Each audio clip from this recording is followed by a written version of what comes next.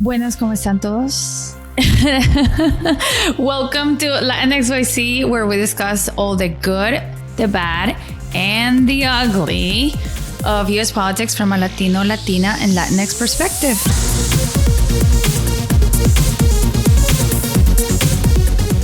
Hello. My name is Clemencia Herrera, and I am the founder of Moira Studio, a cross-cultural advertising agency that works with progressive political campaigns, organizations, and advocacy initiatives to engage with Latino audiences exactly how they deserve, which is with lots of care and authenticity. Hola, mi amor. And I am Cecilia del Cid, environmental and social justice practitioner, immigrant, Latin American from Guatemala, a community weaver, also working in media. And back with us today, we have Nery Espinosa. Thank you for coming back. Thank you for inviting me. Hola, hola. Hola. So Nery is the vice president of NEWCO Strategies. She was born in Mexico and raised in Texas, and she is dedicated to amplifying the voices and issues affecting immigrant and diverse communities, right up our alley, working families and marginalized populations in the U.S. and abroad. Her work today has focused on national, state, and local issue and advocacy campaigns spanning social issues, particularly among communities of color, the Latinx community, and the immigrant community. Welcome back. Gracias. Hola. Clem, Ceci. Thank you so much for having me back. I'm so excited. This time I'm not as nervous. I'm like, all right, I got this. I couldn't tell that you were a little nervous last time. Very nervous. You did great. Yeah, you did great. So Clem, what are we talking if you about guys today? are listening out there, Nery was here to talk about the Build Back Better plan long time ago, and that plan, it went kaput, unfortunately. But there are some exciting developments, and the Democrats have actually been able to pass a couple of very exciting and forward-looking legislature, and Nery is back to talk to us about what that all means and kind of dispel mysteries. You know, I know that legislature, sometimes people are like, oh, you know, so boring or so like dense. So we're here to, you know, explain, summarize, and dispel, you know, any kind of myths or you know, Questions, things that doubts. people may think for the community. So in particular, today we're going to be talking about the Inflation Reduction Act, which was just passed. And, you know, President Biden has been making a, you know, huge deal, bombos y platillos, you know, the whole thing. And you know, people are like wondering, like, why so many bombos and platillos? So let's talk about it. Why is this so exciting? Why is this? What's going on with this IRA? Yeah. Well, no. Thank you again for having me. Also, it's very fitting, guys, because it's on the eve of Hispanic Heritage Month. I just want to note that. That's right. So I love that we're talking about this. Inflation Reduction Act, IRA. It's like, even the name, you're like, okay, what does that mean? But it's so huge. It's actually super historic. And, you know, Clem, you just mentioned, you know, when I came back, when I was on last time, we were talking about Build Back Better, and that, you know, got all caught up in all of the drama of the legislature and Congress. But really, the Inflation Reduction Act really comes, a lot of those pieces that were in that are in here, and they passed. So we're talking about, you know, it lowers prescription drug prices, it lowers energy costs, it's gonna lower healthcare costs. So it really encompasses a lot of the issues, and particularly for Latinos, that are super important, and that it's gonna make a difference. And I think what's really cool, as you know, obviously it's like you work on the IRA, and like, you know, preparing for this, I was like, let me do more research and really like dig in. And what's super, super great about this and the IRA that just passed is that, it's obviously there's short-term things in here, but it's also long-term. So I think for our communities, sometimes you're like, okay, that thing passes, but like, well, how does it even impact me or affect me? I think like for the IRA, it has like clear things that are going to be impactful, hopefully, and it's going to really, families are going to be able to feel it, you know, in practical terms.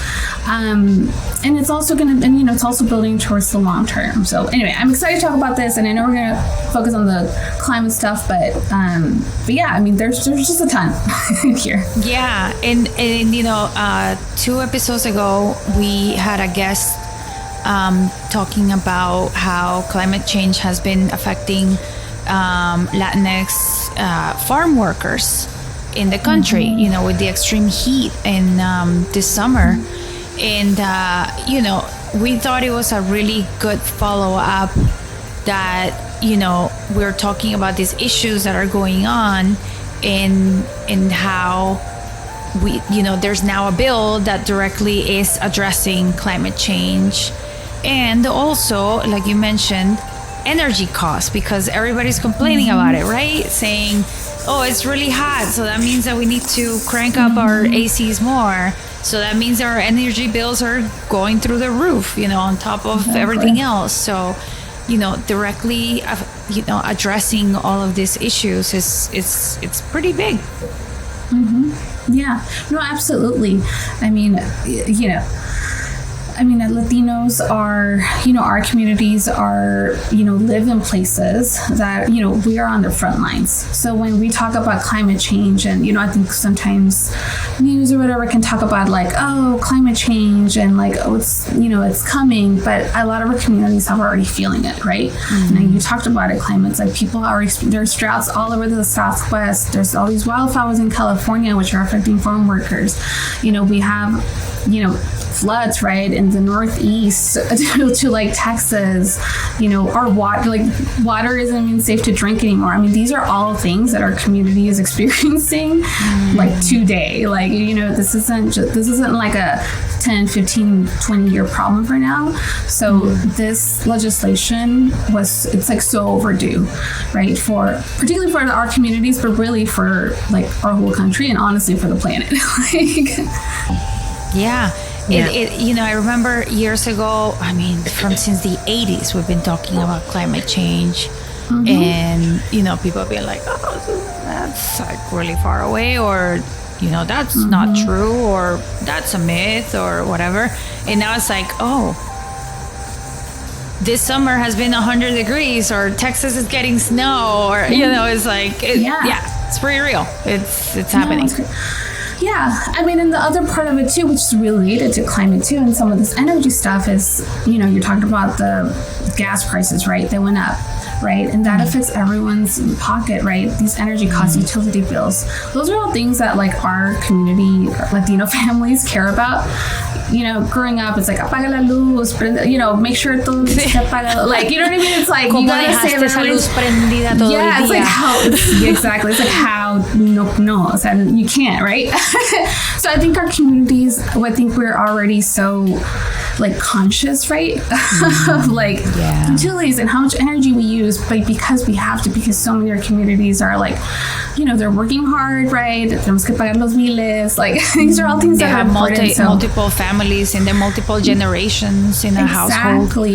Exactly. So yes, like when your utility bill goes up, when the gas price is going up, like our, you know, we feel it in our pockets. And so I think what this legislation is going to do, which is so great, it's going to lower energy costs. I think for a lot of families, you know, it's going to be easier, and it's going to be better to get more energy efficient appliances. You know, that's going to be like a big thing about, that's how you really lower your energy costs, and not just like short term, right? This is long term. You like immediately can like start saving money, but it's also over time. And it's better for like our environment. So there are things like that in the IRA that are just very practical, really. So how does that work? Do you get like a rebate, or do you actually get... how does that work? I think what the in the IRA, what it does is that it allows for like rebates, and it allows for families to be able to buy energy efficient, appliances like a stove or a fridge or whatever at a discount. Yeah, at a discount. And so there's also going to be tax credits. If people are trying to buy a new car, there's also going to be tax credits for electric vehicles, right?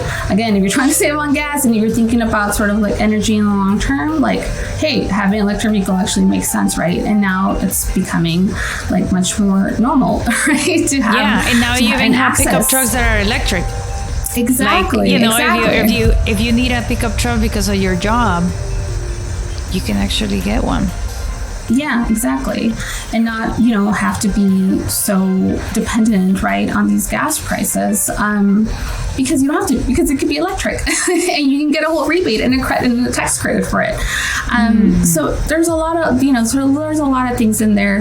I mean, I think another piece of it is investment in creating clean jobs, clean energy jobs. So it's a lot of investment in solar and wind power. And what that means is that if we want to invest in that kind of energy, we need people, right? So it's like we're investing more money, so it's going to create more jobs. And it's also going to give us more clean energy, which again is helping people now get better jobs, better paying jobs that are also going to help the economy and also going to help us combat climate change. There's a lot. Yeah. I was reading that it said that the plan would be to reduce pollution by 40% by what year? I can't remember. 2030. The carbon emissions, not pollution. So that would be the reduction. With that, I don't, like, maybe Nery can help us, like, what is the benchmark, like 20 to like to what that reduction would be. I also wanted to ask Nery, on top of like the investment for climate reduction, there's also investment in environmental justice. It's not as much as I think, since you mentioned our communities and marginalized communities and communities of color are already at the forefront of climate catastrophe. So having these resources for our communities to like look for some of those other avenues for like energy justice or water resources, how does that fit into that like picture? Yeah. I mean, I think the date, first of all, just to close it, I think it's by 2030, if I remember correctly, but I was like trying to like cite my thing right now. But I think a lot of the goals in the IRA is towards that date, towards 2030. It's pretty aggressive. 40%. It is aggressive. In but 8 years. Think about it, but I mean, as you think about it, right, we're behind, right? We're not aggressive enough. Exactly, right? We already crossed a bunch of thresholds that we're behind. Yeah, no, I mean, we are. And so I think it's it's a very much needed first step to get on top of it. But I'm glad, Ceci, you were talking about the environmental justice. And, I think particularly for Latinos and for a lot of communities who've been very much on the front lines of, again, on the receiving end of pollution, of all these like disasters. I think what this bill does, and I know you mentioned, Ceci, you're like, it's not doing enough, but it's doing at least something. No, I know. Where I think, it's really going to create, I think part of the piece is it's going to create grants, right, for like environmental justice grants, and it's for people who are, who have initiatives or ideas who are trying to combat this. That's going to be available for folks. So I think for any groups out there, Latino groups, etc., who are really who want to do something at the local level, who have some initiative or an idea, like they're going to have these grants that are going to be available to them. So that was like one of the pieces that is in there, which is going to be, it's going to be great. And it's also building, again, this isn't just I know the Inflation Reduction Act has a lot in it, but it's also building on a lot of the other bills that have passed. And so the environmental justice grants, like that was already part of a previous initiative, right? So it's like just continuing to build, right, on the progress and continuing to invest in our communities. And really that's what matters, right? Is that we keep pushing for communities, and we are getting investment to make our, to be able to do some of this work on the ground. So this is not just for like a 2-year how many years is it covering? Like when we say it's investing, kind of planting the seeds for like having these initiatives begin or continue and then moving into the future, correct? Am I understanding it correctly? Like, is it just these are funds that are going to be spent over a period of time? I don't have like the details on how much over time. I don't know if Clem does. But I know that, I think for a lot of these initiatives, like these initiatives, they take money, right? And so like, I think hopefully once you start something and once you start funding something, that we will renew this funding or increase the funding, right, for future work like this. And so, I think that is, at least for me, that's the hope, that this isn't just like the only bill that passes and like that's it. Like I'm hoping that there will be more of this, because we do need to increase our investment in combating climate change and making sure that we get money out there for people who are really doing this work to really do it. And for the long term, right? Not just for like a couple of years. Yeah. I asked that question. It's definitely not putting like a little patch, but it's actually, let's actually implement a plan that's gonna, happen over time. So we have long-term kind of effects and not just, let's just do something like a really small thing today. Yeah. And I was also thinking about like we are in the midterms, right? And I'm thinking a lot of people might say like, is this going to, obviously we had this conversation when we were starting about like, how do we make sure as citizens that these initiatives continue to be funded? How do we make sure that better or more, like we can always, I think politically many bills, like it's always a big negotiation. And like when you think from like the Build Back Better, many things that probably was a little more aggressive, it was a lot more progressive. Not all the pieces made it into this new bill, but this bill is a good starting point. But how do we make sure that going forward, we continue to have representatives that are looking to keep this ball rolling?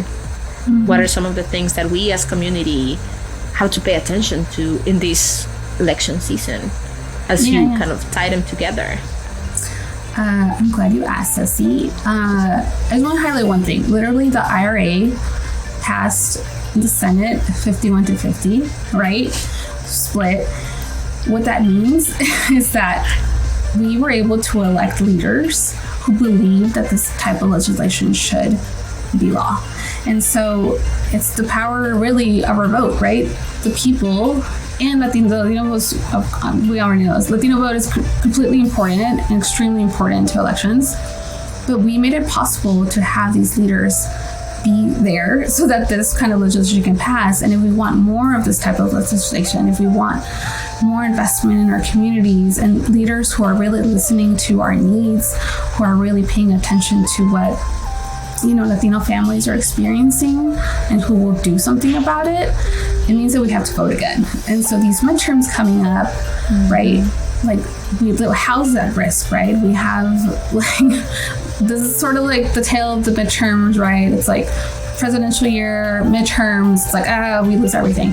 So I think for us, it's extremely important that we keep electing leaders that believe in legislation like this, that believe that we should be combating climate change and that we should be investing in the communities that are being affected the most. So again, I think for Latinos who sometimes are like, my vote doesn't count, or like, para qué voto? Like this legislation, like literally, if you look at the vote count, you will see the exact split and why it's so important, because that razor thin majority gave us just enough so that this could become law and really take effect and really impact so many families in a positive way. Yeah, because in the past, the legislation has favored corporate interest. Yes. And it has let a bunch of corporations pollute, and without any kind of limitations or regulations or anything like that for years and years and years. And this is where we are now. And it's all lobbying and shady stuff, and not really thinking about us, the people, just the everyday people. And we really need to think about who is passing legislation that is really thinking about us, or thinking about, how about some, instead of tax breaks for the corporations, how about some tax breaks for us, or like how about some lower prices for us, or I don't know, things like that. And really thinking about the future of the people, because at the end of the day, I've had this conversation with other people before. It's like, it's not convenient for governments to lose their voters to climate change. Like if people start dying because of severe climate change, you're losing voters. You don't have, and also you're losing taxes. You're losing people to pay taxes. So it's not convenient for governments to lose their people. Like you need to keep your people alive. Corporations may come and go, but your people need to stay alive. Well, and corporations also, who's actually really doing the work is like people. Exactly. But Clem, to your point about the tax rates, the Inflation Reduction Act, it also, one of the small things which is also in there, which is actually pretty huge, is that makes the tax code fair, right? So a lot of big corporations literally pay zero taxes, which is kind of insane if you think about it, right? Because so many of our, like, how many of us pay taxes like every year? And can you imagine like these billionaires and millionaires just paying like nothing? That's kind of mind blowing. So what's included here too is making them pay a little bit of their fair share, and so that's how we're going to be able to also just fund a lot of this stuff. It's just actually getting actual corporations to really pay their share. So that's also one thing in here that's super important. Yeah, the 15%, right? Like a minimum 15% rate, tax rate. Oh yeah, I forgot that was in there. Which is like, if you think about it, like tiny. Like how it's many, the minimum. I pay a lot more than 50%. That's what I was gonna say. It's like, yeah, exactly. Yeah, as a business owner, not only do I pay what everybody pays, but I have to pay the self-employment tax, which is on top of that. Yeah, and you're a small business owner, right? And there's a lot of Latinos who are small business owners as well, who are paying way more taxes than these like millionaires and big corporations. But I digress. Let's go back to them. But I think it's also important to recognize that some of those corporations are there is like I think, if I'm not confused, like 99 corporations that are responsible for a large amount of the emissions globally. So it is important to recognize who has been benefiting from the extractive practices that have allowed those corporations to thrive financially for decades, for more than 5 decades. We began talking about electric cars in the 1970s, and the fossil fuel industry killed them, right? And here we are in 2022, in which the technology is kind of still incipient, or like not as new, but it's not what it could have been if we would have started working at it in the 1970s. Right? We already had we could have developed it. We would have had the infrastructure. So for a lot of time, they have gotten in the way of us in the name of their profits, of the communities, of people on the global south, because the United States has like a lot of the issues that are gonna, that people, that the planet is suffering on climate change is being suffered by communities that did not contribute to it, by countries who did not contribute to it or who have not benefited financially, right? So it's also, I think, important to just begin to frame accountability as we think about how our communities can benefit or get some mitigating support, because I don't think it's I think it's a mitigation strategy, right? We're trying to help people who are already in the front lines to solve, and we also we're helping them to adapt to what is already here. And at the same time, some of the other pieces are trying to stop what will continue to happen or get worse if we don't do anything. So. No, I totally agree. I mean, I think this is what, this is particularly for the Latino community. These big corporations, they have exploited very much these communities that are marginalized, that, they suffer all the impact of like pollution.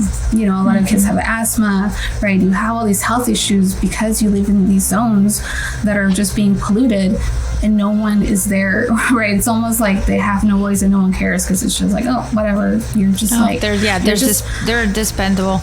Yeah, exactly. And so, I think to the piece of accountability, for sure, Ceci, like we have to make these corporations accountable to our communities, right? And so I think this is a really great first step to do that. We know our communities are very resilient,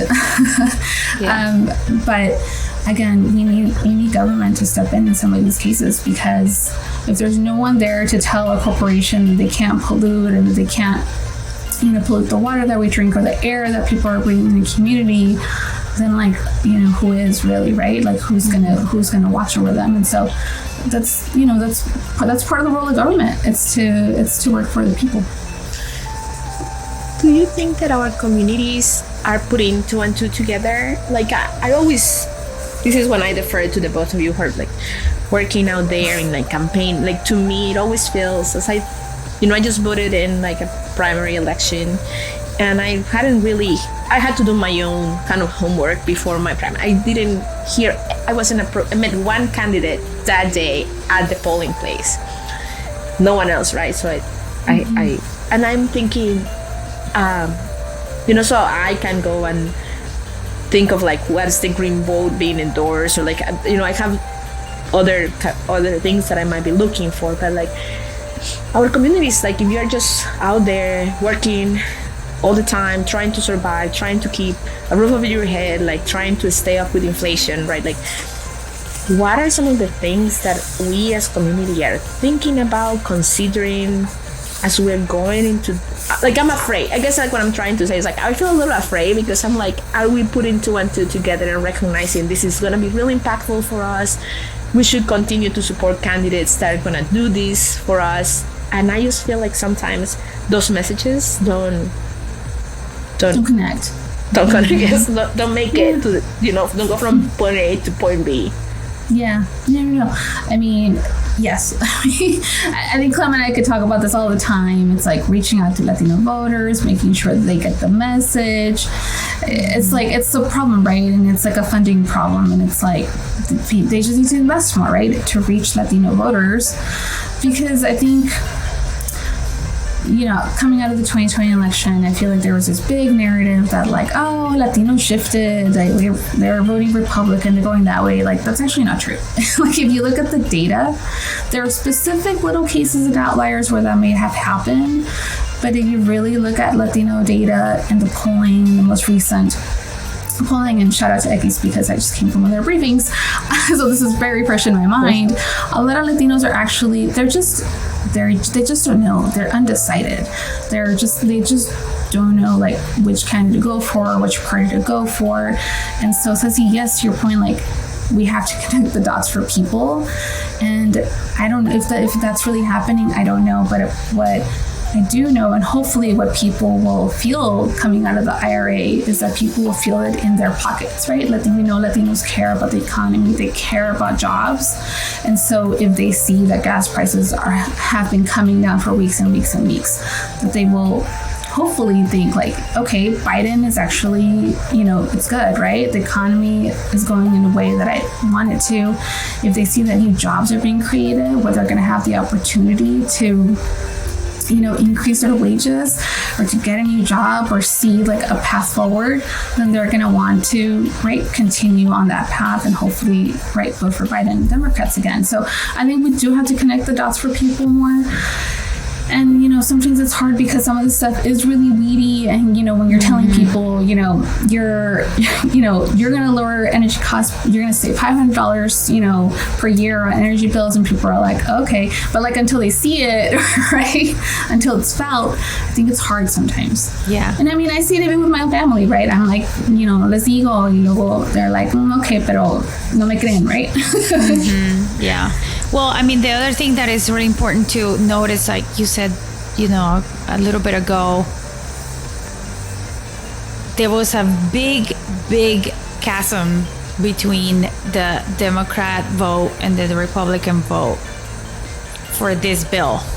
Mm-hmm. And only the Democrats voted for it. Mm-hmm. And it's like, and the only reason why it passed was because Kamala broke the vote, because there's a 50-50. And so, if we want more legislation like this to pass, we need more Democrats in Congress, because otherwise we're going to be, like nail biting our way through legislation for years to come, because, it's going to be tough. And it's the party lines, unfortunately. Yeah, they've become much more extreme, much more hostile to each other, and if we want, things that are passed with, people of color in mind, we need to get more Democrats in government. Yeah. I mean, the danger of it all, right, is that if Republicans take over again, what's going to happen is that maybe a lot of this will be rolled back, right? Maybe a lot of this will be taken away. Maybe a lot of it will be weakened, which is what happened under Trump, right? There were a lot of really great policies, a lot of great regulations or rules that went into place under Obama. And what did Trump do? Rolled it all back. And so that is like real, right? Yeah. So that's why it's important that this became law, right? Because it's much harder, but again, like that doesn't mean that once Republicans come into power, that doesn't mean that they can't weaken, right? The same way that they've sort of chipped away at healthcare or voting rights or like, abortion. There's a bunch of issues. They have had a very effective strategy of capturing the legislative and the judiciary.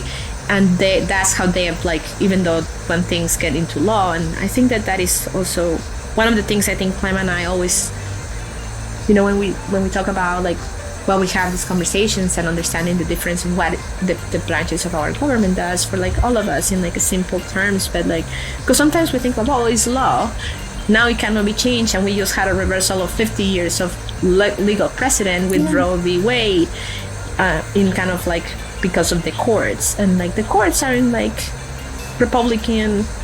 The court is like a Republican capture right now, right? So even though we have the president's office, the executive and the legislative, with the Senate and the House, we're still vulnerable. So, and as time goes by, we're losing those opportunities to continue to reshape our courts if we don't vote in ways that continue to support this trend. Correct. Exactly. I mean, that's even why it's even more important that we actually get out and vote, because we do have we can talk about abortion, overturn Roe versus Wade, but we have these huge things that we all thought were like, they're safe, they're never going to get rid. Like, these are things that will just always be there. Mm-hmm. And I mean, I think we're all still sort of reeling from the shock of like, wait, I can't believe this right was taken away. I mean, particularly as women, right, and Latinas, it's like So, so I do think it's like we can't take any of this for granted. Democracy isn't just a given, right? We all have to work at it. Everyone has to participate. I mean, that's part of it. That's part of it. Democracy just doesn't happen, right? Democracy is just given to people. And it's something that we really have to fight for. Yeah, democracy has been something that people have died for. And we need to really keep that in mind, that if they keep chipping away at it, one day we're gonna have to go back and die for it. So we don't want it to get so far. We actually want to keep it, at bay, so we can keep our democracy, because one day we're gonna have to go fight for that, and if it's chipped away enough. So no need to do that. We have to fight for it right now, I think, like still every day. And it's just like, I think for all of us, there's the conversation of like the people who can vote and the people who don't vote, but still can participate civically and do other things. And at the end, right, like the ability, I think, thinking of this legislation and like what it means to have like,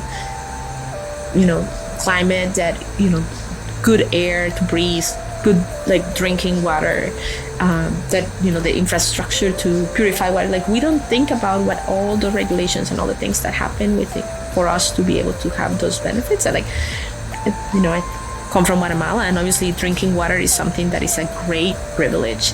Not everyone gets to have it, and it is, for a long time, I think it wasn't thought that in the United States that would be something that you could lose. And now you have cities that don't have drinking water, and they have these boiled water like orders, and that is just absolutely unacceptable, that in the wealthiest nation in the history of the world we have not invested. And it's happening in communities who are of color, who are poor, who are working class, and actually happening also in Republican states, in red states. Which some it's of these happened in urban Texas. places, I remember in the south of Texas, they've had boil water orders.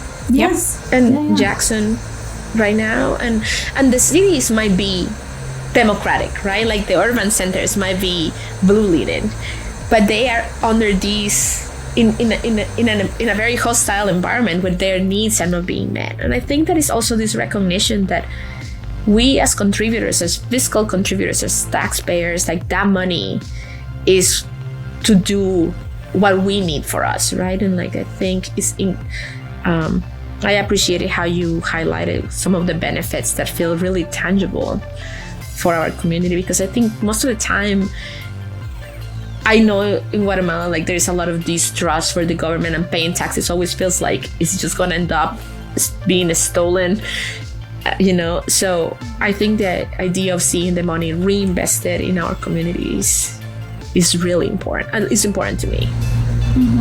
No, I mean, Ceci, it's like, preach, Ceci. But yes, I mean, every time She always preaches. I know she does it. No, but it's like when I go to Mexico, it's not like I can just turn on the tap water and drink it, right? No, that's like, no one does that. No, everyone that has traveled to Mexico and has gotten sick knows this.